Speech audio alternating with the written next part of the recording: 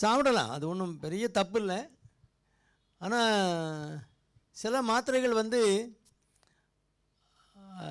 அந்த releasing pattern, அந்த மருந்து வெளியேற்றக்கூடிய தன்மை இருக்கு இல்லையா, அது வந்து டெக்னாலஜி வித்தியாசமாக இருந்தால் உங்களுக்கு அந்த கரெக்டான டோசேஜுக்கு அளவு கிடைக்காது சில மாத்திரைகளில். மற்றபடி சாதாரணமான மாத்திரைகள், இப்போ பேராசிட்டமால் 650 இருக்குது, 650 இருக்குது, உங்களுக்கு 500 தான் வேணும்னா 500 வேணும்னா 650 தான் இருக்குதுன்னு சொன்னால் பாதி உடைச்சி போடலாம், ஒன்றும் தவறே கிடையாது. அது சில மருந்துகள், சுகர் மாத்திரை சிலது இருக்குது, அதில் வந்து அந்த ரிலீஸிங் பேட்டர்ன் நீங்கள் பாதியாக உடைச்சிங்கன்னா ரிலீஸிங் பேட்டர்னே மாறிடும். அந்த மாதிரி மாத்திரைகள் மட்டும்தான் உடைச்சி பாதி அந்த டோஸை வந்து நீங்கள் அட்ஜஸ்ட் பண்ணக்கூடாது.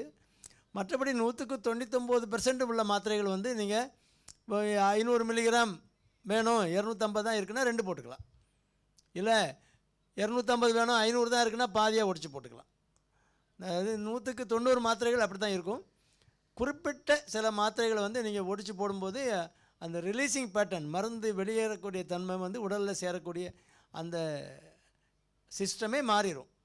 அந்த மாதிரி மாற்றம் என்ட்ரி கோட்டட் சிலர் வந்து அது இறப்பையில் கரையாது, ஆசிட் ரெசிஸ்டண்ட்டாக இருக்கும். அதெல்லாம் நீங்கள் ஒடிச்சு போட்டிங்கன்னா கேஸ்ட்ரிக் இரிட்டேஷன் வரும், வயிற்றில் வந்து தொந்தரவு கொடுக்கும். அதை வந்து அந்த வயிற்றை தாண்டி போயிடும், அங்கே போய் தான் கரையும்.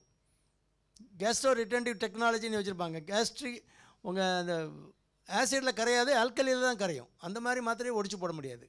அப்படி ஒரு சில மாத்திரைகள் தவிர மற்றபடி சாதாரணமாக போட்டுக்கலாம். எதுக்கும் நீங்கள் ஒரு வார்த்தை டாக்டர்கிட்ட கேட்டுக்கிறது நல்லது.